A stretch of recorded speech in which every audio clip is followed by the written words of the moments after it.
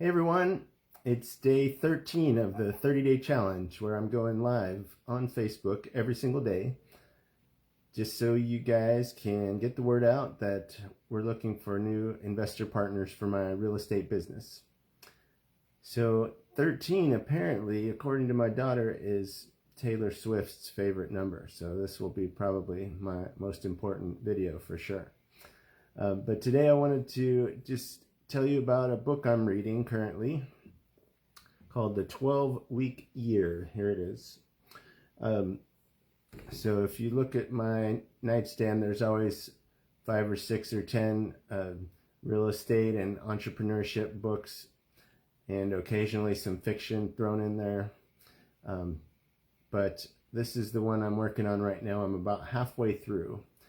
And the book is based on the premise that we typically set up a 1-year plan or 1-year goals. It's all based on annual planning. But then in January, you're like, well, there's no rush. And you kind of get behind. And then by mid-year, you've totally forgotten what you're even working on. And then in November, you realize that the year's coming to an end, and you suddenly, start trying to get something done in November and December. If you are in a company where you have to hit your goals or you get bonuses for your goals, then you start really working on it. And so their idea is, why don't we not take that arbitrary 12-month year, but shorten it down into a time frame that we can actually manage, which they selected 12 weeks, and then make your plans and your goals based on that time period, and then you can stay on top of it the whole 12 weeks, and according to them, you can quadruple your output. A good quote I liked in the book says, most people have the capacity to double or triple their income just by consistently applying what they already know. So I'm sure that is true. There's a lot of stuff in there that I've seen before because I consume a lot of content that's targeted at entrepreneurs and business owners, and so the principles are all pretty good. But I've seen a lot of it before. A lot of it comes, I would say, similar to Stephen Covey, 7 Habits of Highly Effective People, that kind of thing.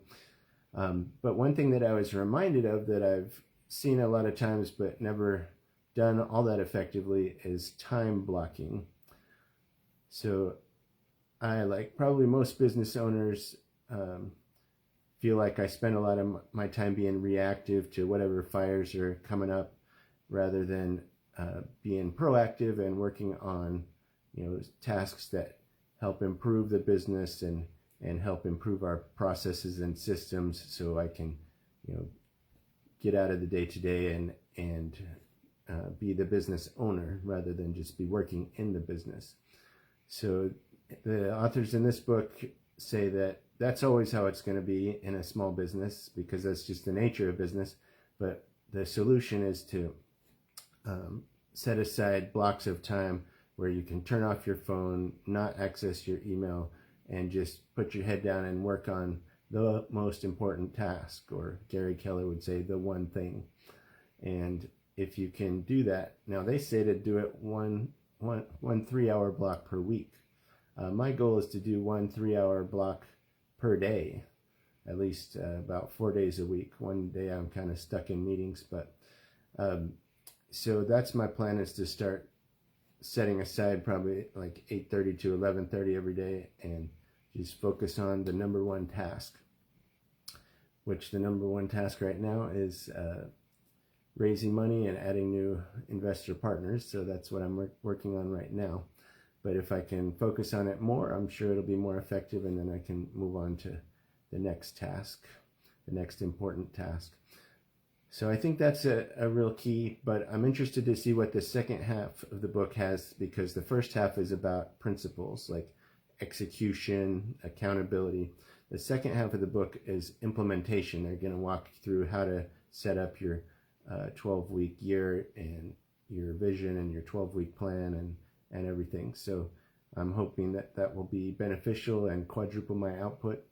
I say that a little bit snidely, but I think it's realistic based on what I've read so far. Another good quote I liked in the book is, "In our efforts to not miss anything, we unwittingly miss everything." So in my case, I think I've set things up fairly well to where, my life is flexible. I can go live out of the country for a year, or I can be a coach of my son's baseball team, or different things like that. I'm not totally locked into a job or the business. It doesn't control me 100%, but yet a lot of times I do still feel like I'm controlled by the business, or I'm working for the business instead of the business working for me.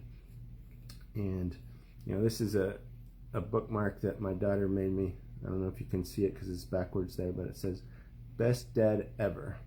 My kids it seems like a couple months ago they were 1, 3, and 4 years old, and now they are almost 7, 8, and 10. So in the blink of an eye, the childhood just rushes past. And so I definitely want to make sure I don't miss everything and don't miss anything, and I can have the time flexibility that can only be reached by either retiring or really getting good systems and good management in place in my business. So that's what I'm working on. I feel like I'm kind of rambling here. I could have just read a summary of the book and it might have been more helpful, but anyway, it's a good book and I do recommend it so far, but I'll have an additional report after I finish the book and let you know whether it actually was good in the implementation phase as well. So as mentioned previously, we're looking for new investor partners to invest in real estate in our business and help us grow and grow with us. And so if you know of anybody that might be interested in that sort of thing, please send them my way. I would appreciate it, and I hope you have a wonderful evening.